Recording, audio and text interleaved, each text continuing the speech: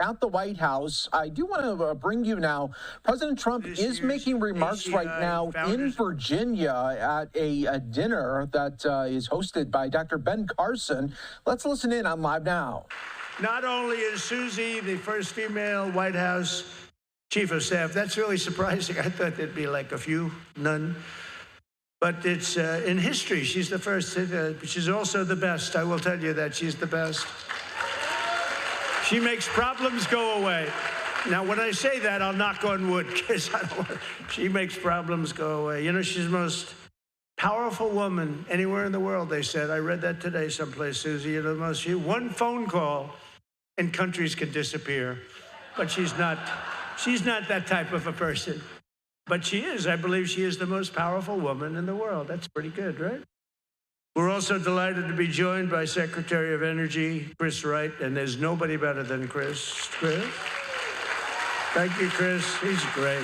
What a combination those two are. I'll tell you, between Chris and Doug, what a combination. It's unbelievable. Secretary of Housing and Urban Development, Scott Turner. Thank you, Scott. Thank you. By the way, a strong recommendation of Ben. He said, you know, Ben did such a great job with that. And I would have given it to Ben, but Ben said, I've had it. I want other things to do.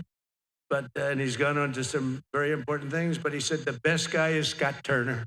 How to take advantage of the United States. You're going to see the biggest cuts in drug prices, which is going to be great for every aspect. Medicare, Medicaid, Social Security, everything. It's going to have numbers. I mean, we're going to literally be cutting prices by 500%, 600%. Drugs that sell for $88 in London are selling for $130. You know, think of it, $1,300 for, I call it the fat killer. I don't know if it works or not, but it didn't work for a friend of mine who called me. He said, he's a very successful guy, seriously obese, seriously, highly neurotic, but a brilliant businessman. You need those qualities sometimes, you know? And he calls me up. He used to call me Donnie. Donnie, now he calls me President, so he's come a long way. But he was in a hotel, and he was in London, and he sent down for, I guess it's Ozempic, which we call the fat drug. And he lives in New York in a beautiful apartment, extremely crude individual. He doesn't mind me saying that, as long as I don't tell him his name, because we know a lot of people like him, though. Very successful, fat, neurotic, all the ingredients you need for success, right? And he said, President, you know, this is crazy. Doesn't affect him anything, but this is crazy. He said, in New York, I paid $1,300 for this thing, and here I paid $88. I said, what is it? You lose weight. I said, didn't work on you. Didn't work. But what are you talking? He said, it's $88 in London. It's $1,300 in New York. And while that money doesn't bother this guy at all, he's got a lot of money, but the concept bothers him. You know, like, what the hell's going on?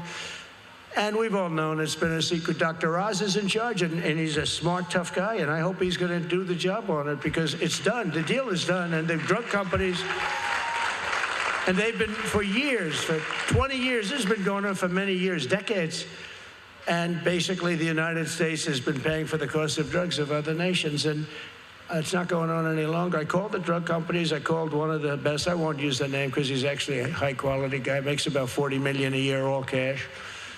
And the reason is that they've been able to sell this crap for 40 years. I mean, who the hell can sell that? And for years they've been saying, well, you know, we have to pay for research and development. We have to do this. We have to do that. That's 2%, 1%. But why aren't other countries paying for research and development anyway? And in the end, I said, look, we're not doing it anymore. We want favored nations. I want the same price as other nations pay, which is far lower than us. And I told them the story of my heavy friend, because it was so poignant the way this guy, you know, as a good businessman, he really hit me with it, and I knew it. And but they have such incredible lines. That's why they're so highly paid. They were able to get away with it. And this one particular man, one of the biggest, He said, sir, you're right. We had a debate for 30 minutes, and I was killing him. He couldn't respond to it. You know, why are we paying 10 times more than another country?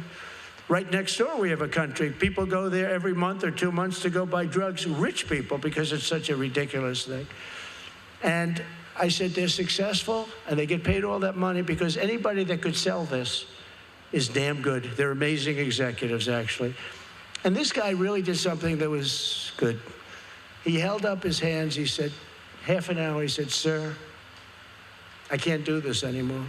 I can't sell it anymore. We got to do something about it. It's very unfair to the United States. Isn't that great? Isn't that great? It took him a long time. You know, it took him about 25 years. It took him a long time. And we're not going to do that anymore. And if the nations give us a hard time, we're going to tariff them for the difference. Because, you know, the nations got all over the world. It's the world. We're talking about the entire world. So what's going to happen, Oz, is they're going to go up a little bit because the world is bigger than us. A little bit, like a lot, but it's the world, and it's us. So they're going to go up a little bit. We're going to come down a lot, and it's going to equalize. It's going to be a beautiful thing to watch. It's called favored nations, and we're going to be paying the price that the lowest nation is paying, and we're going to be getting drugs that would cost $80 someplace else, and we're paying 10 times that amount. I mean, they have one pill where it's $8 for the pill, and we're paying $79 for the same pill. And that's not even the worst example. So we have Dr. Oz is in charge of it, and I put him in charge because he's a very smart guy and a great businessman. Went to a wonderful school called University of Pennsylvania. Congratulations, Oz. Great place. Great place. I like it too, but I don't know. Are we coming after them too? I suspect so. I wonder how much Harvard's going to end up paying us, right? Going to be a lot of money. Going to be a lot. Columbia agreed to $200 million. Others have agreed to mass. You know, what they've done has been terrible. But he went to a great school where I went.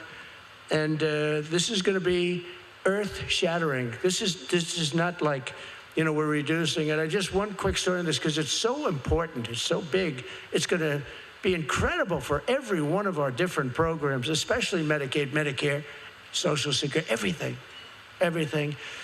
But just, you know, if you look at it, I've been looking at this for years, and at the end of my first term, I was so proud.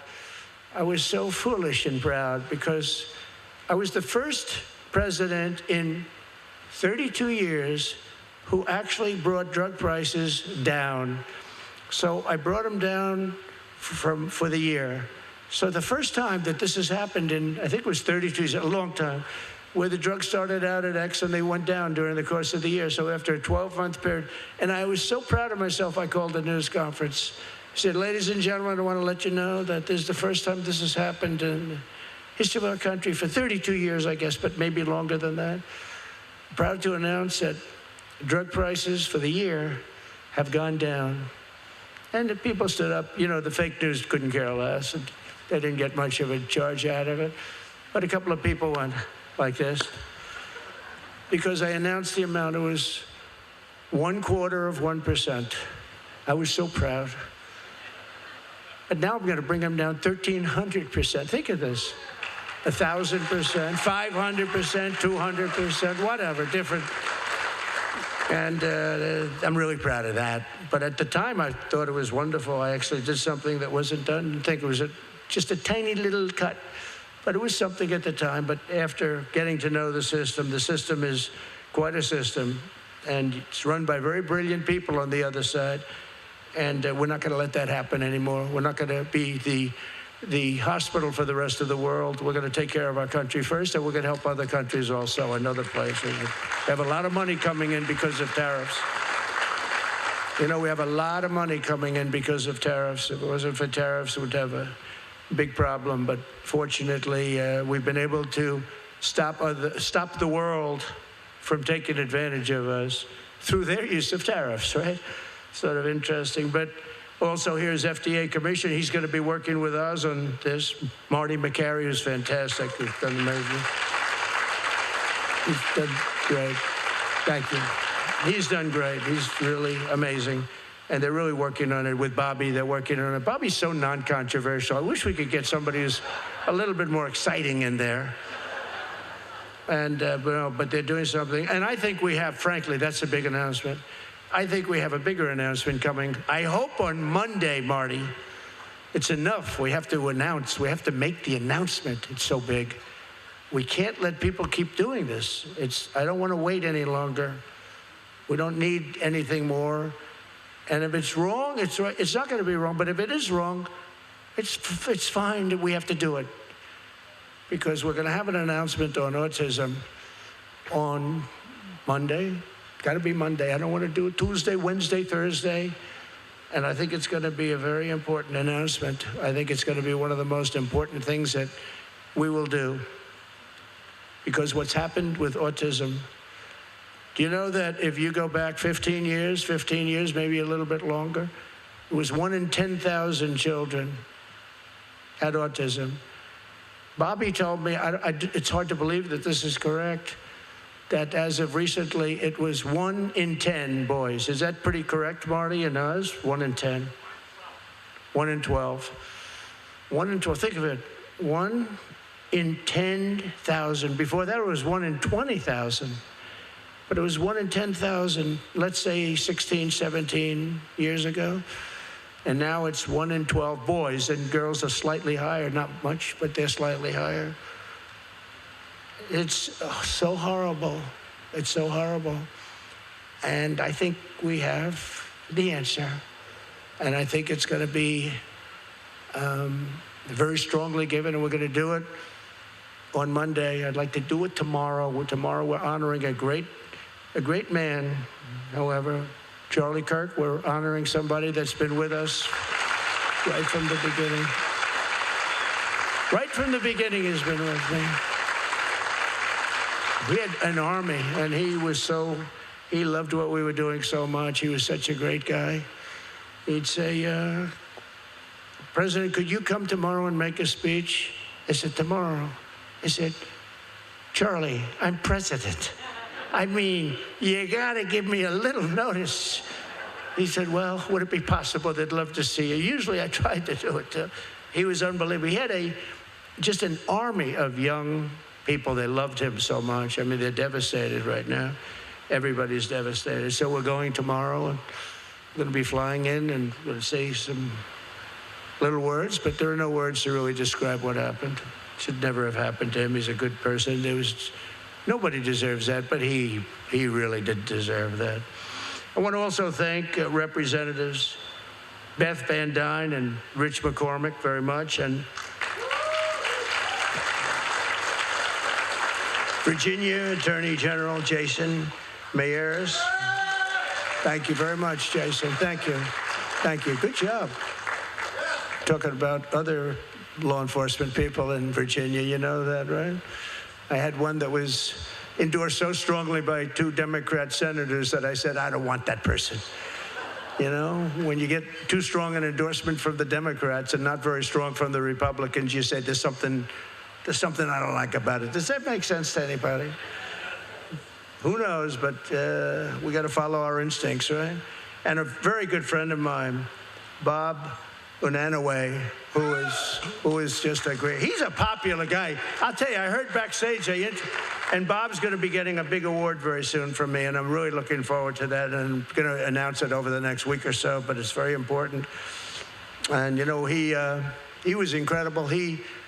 Right in the middle of the heat when we were going, they wanted to impeach Trump, which they did twice, failed both times.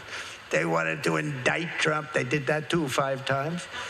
They wanted to do everything, and this guy was right there, and he was Hispanic, to put it nicely. He was Hispanic, and he didn't care. He was with me all the way, weren't you? You were with me all the way, Bob. He never wavered. Neither did Ben. Neither did Ben. And neither did a lot of people in this room, but they were throwing these fake charges out, these radical left charges, these lunatics. And Bob was there, and it was very tough. They said they were going to destroy his business, and they tried, and his sales tripled. He became rich. Can you believe it? His sales tripled because everybody started buying Goya. Even now, I had Goya last night in the refrigerator. I chose not to have it, but these are minor details. No, I buy it. Can you believe it? Because it reminds me of you. He was a brave guy, but I'm going to be announcing an award next week that's going to be great, quite something, and it's in honor of your courage, pure and simple, because you showed great courage.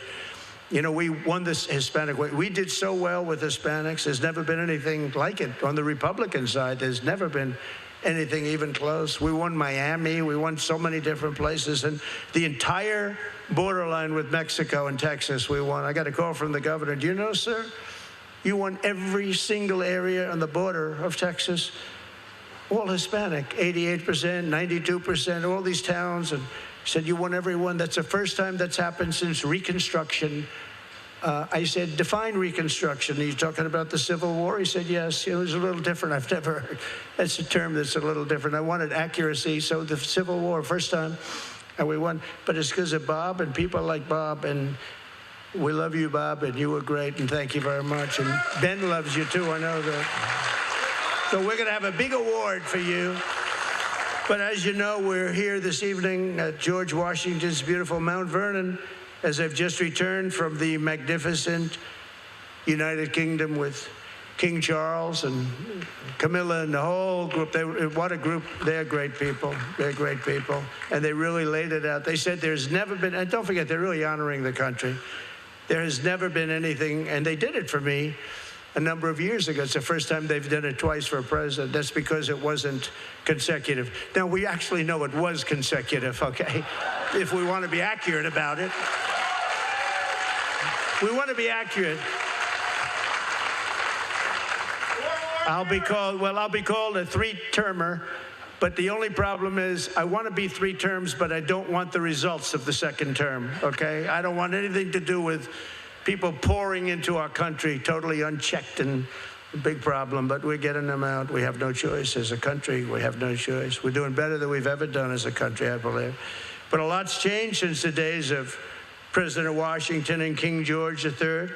But I think that the father of our country would be very pleased and proud to see America strong and respected again. We're very respected again, and I saw that because, you know, I would say the United Kingdom, there's nobody that can do the pomp and ceremony like them. Don't we agree? Although tonight's a very beautiful evening, but I gotta be honest, nice tent.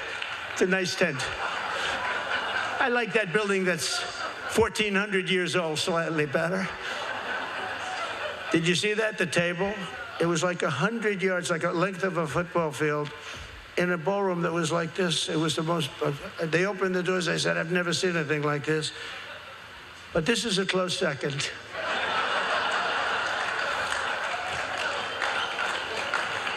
I didn't see any poles holding the ceiling up yet. I'd say, no, this is beautiful. It's beautiful because of the people.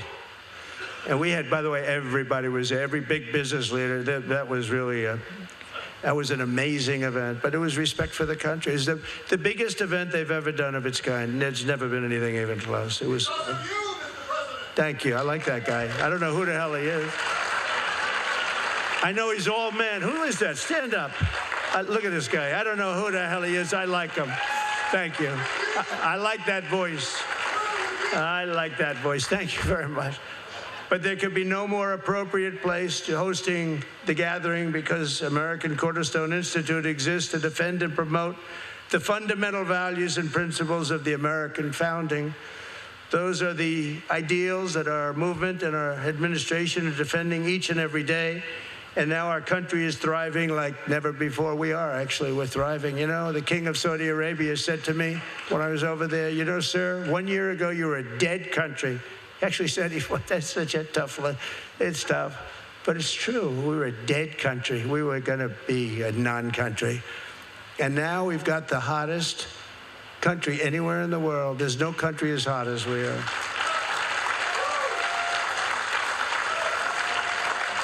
Under all 4 years of Biden, only $1 trillion of new investment came into the United States. So that's 4 years, $1 trillion. It's a little less than that.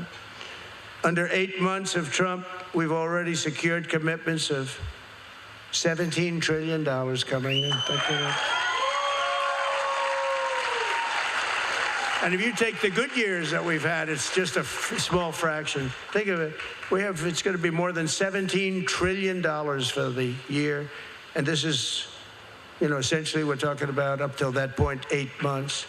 17 trillion. There's never been any country that's done anything like that. There's never been, and it's largely because of two things. November 5th, the election, presidential election, but of equal and maybe greater importance. So I guess the ultimate is, if I didn't win, you wouldn't be doing this. But the tariffs are bringing the money in at levels that we've never seen before. It's made us a rich country, and it's made us a powerful country. Because of tariffs and trade, we've been able to stop 7 different wars. Think of it, because I said, well, then you're not going to trade with us anymore. You don't fix yourself up. The stock market has just set another record. I think it's 48 times during this short period of time. We've reached new highs. And mortgage rates, despite a totally incompetent Fed chairman, too late. I call him too late. Jerome Too Late Powell. He's an incompetent guy. But he lowered the other day, lowered after, too late. T-O-O, late. But mortgage rates still have hit a 3-year low, despite a Fed that should have been much lower than he is. But mortgage rate, despite that, think of it. And the country is doing so well. When the stock market hits new highs, it just hit on Friday, the highest it's ever been. We're getting very close to a 50,000 mark on the Dow. That's pretty big, right? Look at all you happy people. I wouldn't want to be in the room if it were the opposite. First of all, the room wouldn't be here. I probably wouldn't be here. And Ben wouldn't be here either. We'd all be sitting home commiserating, right? But think of it, Friday we hit the highest stock price we've ever had on all 3 indexes. The Americans are spending the least amount of their disposable income on gasoline since it's about 20 years. For 20 years, we're spending, and we have the number down. I think we're going to be breaking $2 a gallon for gasoline. Previous administrations slashed the number of new oil and gas leases by 95%. Think of that. The administration, Biden, the auto pen, remember? When in doubt, just give it to the guy who operated the auto pen was president of the United States. And he said he only spoke to Biden twice, and that was only about how's the weather.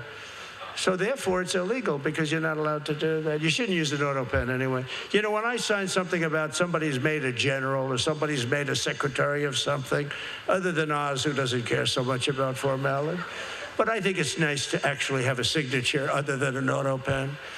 I think the only one he actually signed was Hunter's pardon was actually signed by him. You know how you can tell? It was like chicken scratch. My father's, you want a real signature? This was like chicken scratch, like a little thing. The auto pen looked much better. But you don't do that. You have an obligation. They put these big, beautiful, oftentimes magnificent pieces of very expensive paper, very, very particularly expensive paper and a beautiful paper, and you sign it, and nobody wants to see. You can tell. I can tell an auto pen immediately. There's usually 2 little pinholes. You know what that's from? Pulling the paper. When you see the pinholes, it's not too original, unless somebody's using 2 pins to pull it across. But the auto pen is a fraud. It's a fraud. They had people like Lisa Monaco. They had people like Weissman, who wasn't in the administration, but he was pulling her shots. Andrew Weissman, bad people. These are bad people. They had bad people running our country. That's why they allowed all these people to pour into our country totally unchecked and unvetted. They know it wasn't good, but for some reason they hate our country, the Democrats. But I think we're going to have what we have to do is we have to win the midterms. I don't know why, but when you're president, rarely do you win. I don't know why. We're having one of the greatest presidencies ever. We had a great 4 years, but this is going to blow everything away. And they're saying some say actually it's the most successful presidency so far ever in the history of our country. That should mean we win the midterm. But they've had other successful presidents. And they lose the midterms. It's a very small percentage that win. There's something psychological going on there, baby. But We don't want to see things destroyed. What we've done is so incredible. We have to get out. We have to win the midterms. We should win them. It's just somehow they've talked to psychiatrists, they've talked to everything. Why is it that almost automatically whoever is president loses the midterm? It should be the opposite. If we have a successful administration, and I really believe, look at what we're going to be announcing over the next couple of days medically, as we said. You'll see what's going to happen on Monday. But between that and favored nations and all the other things we've done, I mean, we should blow everybody away. But I don't know, but I think we will. I mean, I think we will. All we can do is have a real big success, and then you have to get everybody out and vote. And thank you also, Jim DeMint is here someplace. I want to thank. He's been a great gentleman, great senator, beautiful wife. Thank you, Jim, for being here. Thank you both for being here. The Trump administration has a different policy on energy, and you know, you've been hearing it because I made a lot of speeches. I didn't take any days off. 120 days. When I was 120 days out, I didn't take any vacations. I didn't take any days off. I went 120 days. I made speeches and did rallies and did everything.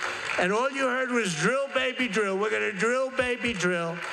And we did. And we've got, now we're double just about anybody else. And we're really bringing it down, and we want to bring that will automatically stop the war with Russia and Ukraine. You get the prices down a little bit more, that's going to stop it. I'm very disappointed in President Putin, but you know, they're killing 5,000 people a week plus. Anywhere from 5,000 to 7,000 people a week are dying for no reason whatsoever. We've removed an estimated 100,000 unnecessary bureaucrats from the federal government. We're cutting historic numbers of job-killing regulations. And 2 months ago, I signed the largest working-class tax cut in American history into law. It includes no tax on tips, no tax on overtime, and no tax on Social Security. That's big stuff. We have to explain the big, beautiful bill. I call it the great, big, beautiful bill. It's unbelievable for middle class. It's unbelievable for low income. It's unbelievable for everybody. It's really unbelievable for producing jobs. On the world stage, we're once again putting America first, and that's what we do. We put America, we'll help others, but we have to put America first, exactly as George Washington would have wanted. He would have voted for us, George Washington. We had a man who rated me the #3 president of all time. He said only superseded by George Washington and Abraham Lincoln, and the host of the show said, "Oh, are you in trouble? Trump is going to be so angry at you when he hears that he's #3. But we'll take that. I don't know how many have done that. He actually said, George Washington, Abraham Lincoln, Donald J. Trump. I said, I like that guy very much. You know who he is. On the world stage, we're once again doing things, and we're just respected at, I think, a level that we've never been respected before. We're forging peace agreements, and we're stopping wars. So we stopped wars between India, Pakistan, Thailand, and Cambodia, and Thailand. I'll tell you, Thailand was, they were going at it hot and heavy. And these were wars that were not stoppable, most of them. Armenia and Azerbaijan, going on for years. They came to my office, the two leaders, two great guys. One was there 22 years, one was there 7. And they both said during the entire term of their office, all they did was kill people on the other side. And now they're sitting in my office, and they're at the Oval Office. It's pretty wide. And they had one over here, one over there. And slowly, over the course of about an hour, they came close. And at the end of an hour, we were hugging each other and holding hands. It was an amazing thing, and we settled that war. That was not settleable, as the expression goes. Cambodia and Armenia, it was just starting, and it was a bad one. Think of that. We have, let's see, Cambodia, Armenia. We have Kosovo, Serbia, Israel, Iran, Egypt, Ethiopia. That's a beauty. They built a little dam in Ethiopia that's like the largest dam in the world. And it affects the water going to the Nile. Would you say that's a problem? I would say that's a big problem. So with all of these things that we've done, think of India and Pakistan. Think of that. And you know how I stopped that? With trade. They want to trade. And I have great respect for both leaders. But when you take a look at all of these wars that we've stopped, and they said, so just look at that. India, Pakistan, Thailand, Cambodia, Armenia, Azerbaijan, Kosovo and Serbia, Israel and Iran, Egypt and Ethiopia, Rwanda and the Congo, right? We stopped all of them. And 60% of them were stopped because of trade. Like with India, I said, look, we're not going to do any trade if you're going to fight. And they have nuclear weapons. I stopped. And then I was told that if you can stop Russia and Ukraine, you should get the Nobel Prize. I said, well, what about the 7 others? I should get a Nobel Prize for each one. So they said, but if you stop, think of that. But if you stop Russia and Ukraine, sir, you should be able to get the Nobel. I said, I stopped 7 wars. That's one war, and that's a big one. But all of these, actually, that was the one I thought would be easiest for, because I have a good relationship with President Putin. Disappointed in him, but I do. I thought that would be the easiest one, but we'll get it done one way or the other. But I also obliterated Iran's nuclear hopes by totally annihilating their enriched uranium. And I'll tell you what, those planes, those beautiful B-2 bombers, those beautiful, we call them wings, we just ordered 20 more of them, the updated version. We don't need an updated, just give me the same one. The job those pilots did, they flew for 37 hours back and forth. They had to refuel. We had 52 tankers, big tankers. How would you like to be flying a tanker, knowing that if you get hit by a little bullet, that's not good things happen to those tankers? Those people are brave. When I met the tanker guys, I had them to the office. We had the pilots, a lot of the pilots, and even the mechanics. I said, I want the mechanics. But I said to the tanker guys, how do you like flying around with hundreds of thousands of gasoline in that big thing? But they're brave people. They're brave people. But there was no stopping. They flew, it was about 17 hours one way, and then they hit at the dark of night with no moon. It was dead, and every single one of those bombs hit its targets. It was absolutely amazing, and they're heroes.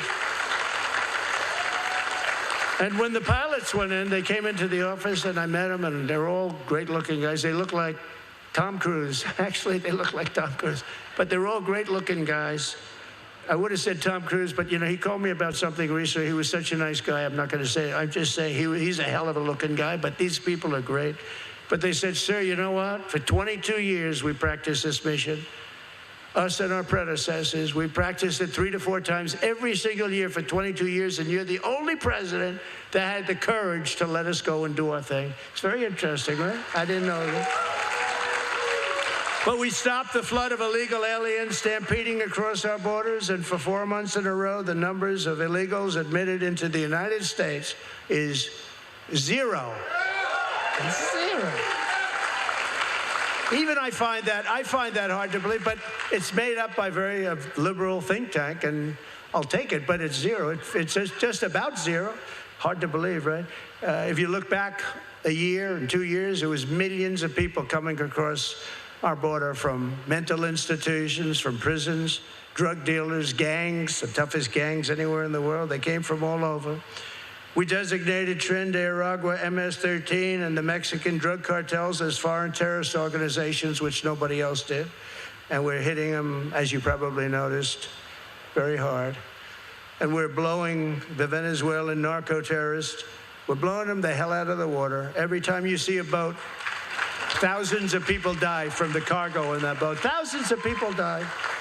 And then the radical left say, oh, this is not nice. Well, thousands of people are dying because of those boatloads of drugs, fentanyl, and a lot of other drugs.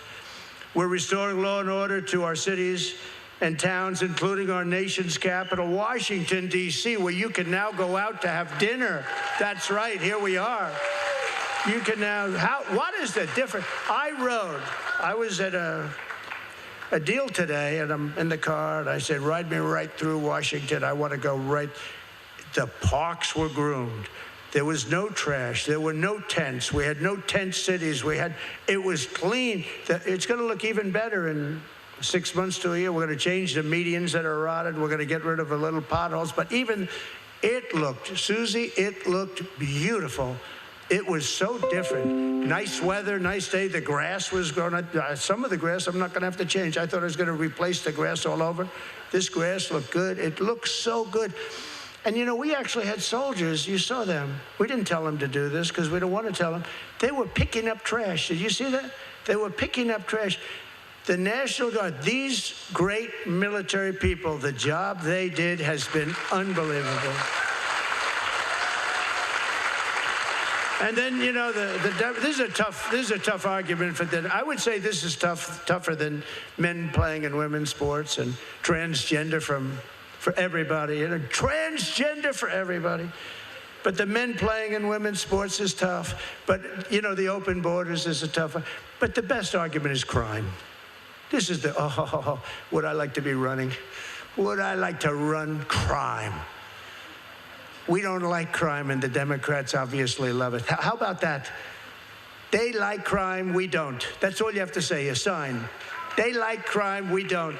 I don't think it's possible to lose an election. I think they said today, they better be careful, this is a Trump trap. It's an 80-20 issue. No, it's a 99-1 issue. And we don't know the one person. We can't find that one person, Chris. He's working for Chris in the oil wells. We don't know. But what we've done in Washington, we're so proud of it. We took it over. It was, and you know what? I don't want to insult anybody, but it was horrible. One of the worst. It was horrible. And within 12 days, it was a safe city. And within 22 days, it was really safe. And a couple of days later, I actually went and walked right down the middle of the street. And I had no fear because we took 1,600 criminals, hardened criminals, people, I think they were born to be criminals. These were seriously bad people. We got them out of here. We brought them back to different countries, got them the hell out. They can't come back. We're never letting them come back. But we're restoring law and order. Now we're going to Memphis, Tennessee. It's another place that's right. Are you happy about that? How about the liberals, though? You know, they call themselves progressives. I think liberal is a better term. Progressive is such a beautiful word. But now they say we're progressive. They're actually regressive. This is not progressive. But how about the liberals where they're going, we don't want to have military people in town. If you had your choice of not having military people, but being shot, drugged out, beat to hell, and raped as a woman, would you rather have a couple of soldiers around so that doesn't happen? I think so. I think so. And these soldiers are not necessarily politically correct. They're very strong people, and we want very strong soldiers. I think that's okay to say. You know, we have a very different country than we had 2 years ago. We have a country that wants to see results. We have a country that's now based on merit, thanks to the Supreme Court. We have a country that's based on merit. And our country was built on merit. It wasn't built on woke nonsense. And we now have soldiers that are soldiers, and we have people that everything is based on merit, including getting into a college. If you have good marks, you get in. If you don't have good marks, you don't get in. We're restoring law and order to our cities and towns at levels that nobody's ever seen, and wait till you see. And I must say, our next one is a place called Chicago. We're going to go into Chicago. And we've already, you know, the FBI's been there for 6 months and, you know, and just getting prepared. And just the fact that they've been there for a little while, we've got it down a little bit. But it's going to come down a whole lot. Chicago is going to be a very safe city. I was with the head of the Union Pacific Railroad, great guy. He started off as a low-level railroader, as he called himself, and he ends up being chairman of the company. And I said, what do you think? Tell me. He was in my office on something, and I said, what do you think? One of the best cities. He said, sir, you have to save Chicago. It's a great city. And the way he said it, you have to save Chicago. I mean, it was terrible because we were going to wait a little longer. You know, we have a governor that he thinks if 11 people get shot over a weekend, that's good. Okay? He thinks, and die. 11 people last weekend murdered over the weekend. 32 were shot. Over 100 were shot at. People don't even talk about that. And then we have a governor that says, we're doing well. We don't need the military. No, they need it. We're going to clean up Chicago. We're going to start that pretty soon, but we're going to do Memphis. We're doing them one by one. And we're not going to let it go back either. We're not going to just leave and let it go back. We're going to make sure they stay proper. But I'm so happy that, most of you are in Washington a lot. That's why you're here. But Washington, D.C. is a safe, incredible, safe place. It went from one of the most violent, unsafe cities in the country where, on average, they were losing a person. They were having 1, 2, 3 people get shot every weekend. People come in from Iowa, they come in from Indiana, their kids are coming, and the kid ends up being shot, and they send them back in a coffin. That's not happening anymore. We have a safe city. The scum is gone, and I'll tell you, it's going to get, I don't know how much better it can get. They said, we're down 87% crime. I said, really? Who are the 13%? Tell me. Nobody can find the 13%. No, you go and have dinner. The restaurants now they were closing up. Very few people went to restaurants because even to go to the restaurant was dangerous because guys would walk in with guns and rob everybody. It ain't happening anymore. You have a safe city, 100% safe city. And I want to thank the National Guard and all of those federal law enforcement people that have surged Washington are now surging Memphis right now as we speak. By the way, we're getting calls over the internet. We're getting statements. Sir, thank you so much. I live in Memphis. It's so beautiful. There's so many people outside. Everybody's cheering the soldiers. They're cheering. Thank you so much, sir. But we're making America safe again. And just to conclude, I signed an executive order to slash federal funding for any school that pushes transgender insanity onto our youth, which I promised during the campaign. We also banned the chemical and surgical mutilation of children. Can you imagine? Could you imagine?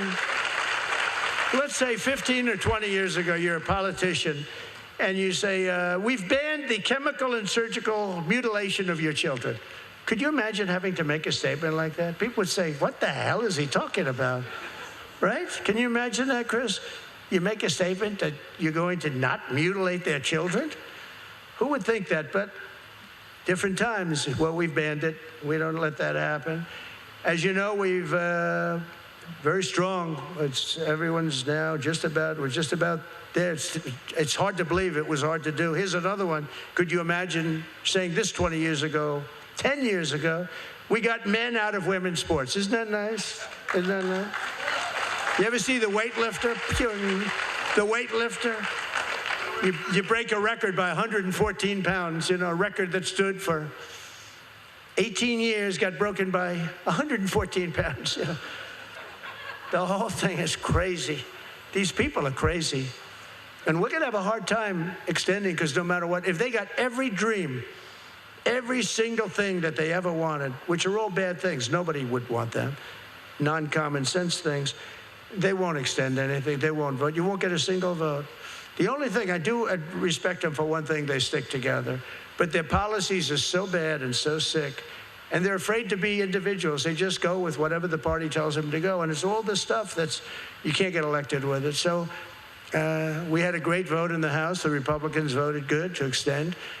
But the Senate, we need 60 votes. We have 53 senators. So, you're going to we have a problem because these people are crazy. The Democrats, they have a serious case of what's known as, which is actually a disease, I think. They're going to put it down. Are they going to list that? Dr. Oz, are they going to list, you know what I'm talking about, right? Trump derangement syndrome, is that? Why don't we list that on Wednesday? Let's do the more important ones first. No, it's a serious disease. It's a mental disorder. Trump derangement. Yeah, that's right. It's a mental disorder.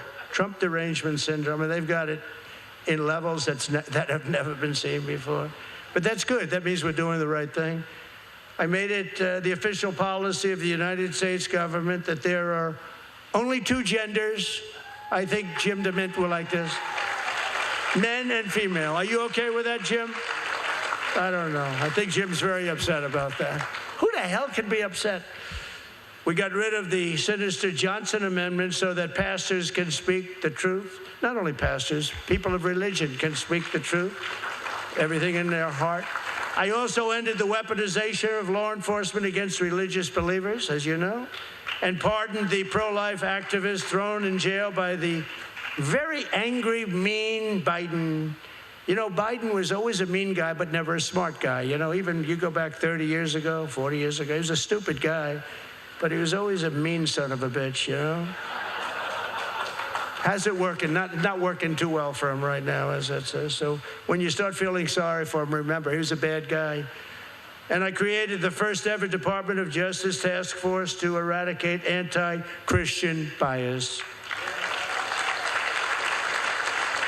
And we're bringing religion back to our country. Religion is coming back to our country because you can't be a great nation if you don't have religion. I really believe that.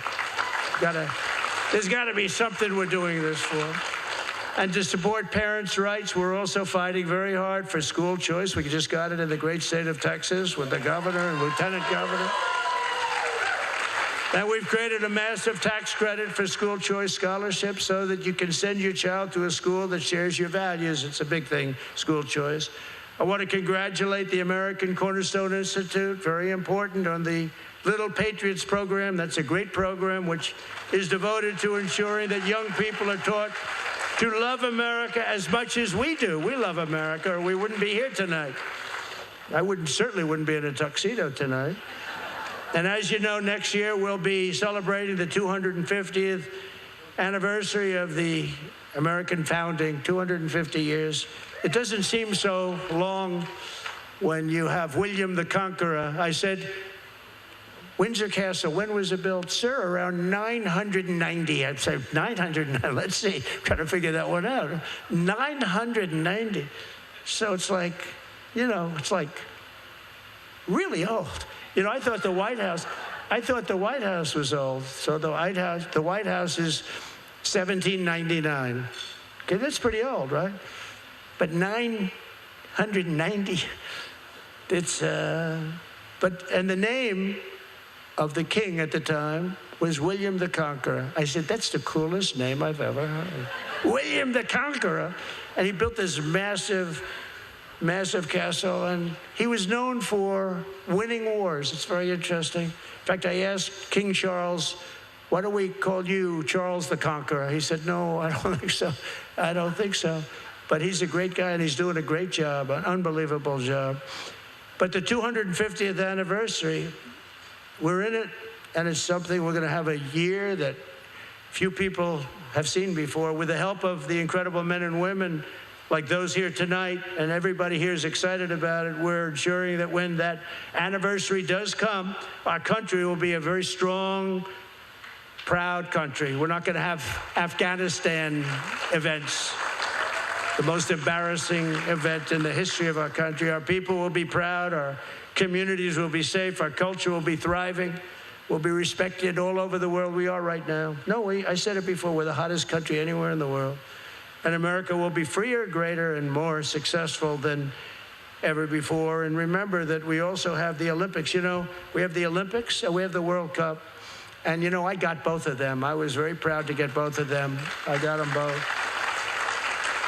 And then what happened is I said, you know, as I got them, I got Johnny from the World Cup. He's great. The head guy, he's a great guy. And the Olympics, I dealt with the people because Obama wouldn't do it. You know, he went there and he came in 4th place, and he was very angry at them, so he wouldn't talk. And actually, Democrats called up, would you speak to the people in Brussels, wherever they were? And I did. It was like I couldn't get him off the phone because nobody would speak to him from our country. I thought getting the Olympics was important. We got the Olympics, we got the World Cup. But as I got him, I realized that they wouldn't be in my term because, you know, they're usually 8 years out, 10 years out, 6 years out. And my term was coming up, and I thought I'd win the election quite easily, which I did. I ended up winning it by a lot.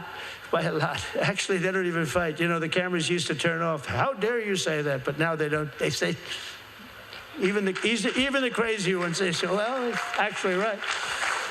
But I said, it's funny how God can make things end up. And I said, boy, I'll tell you, it's unbelievable. I got the Olympics, pure and simple. I got the World Cup because the head person's a great friend of mine. I got the World Cup and the Olympics, and I'm not going to be president when we have them.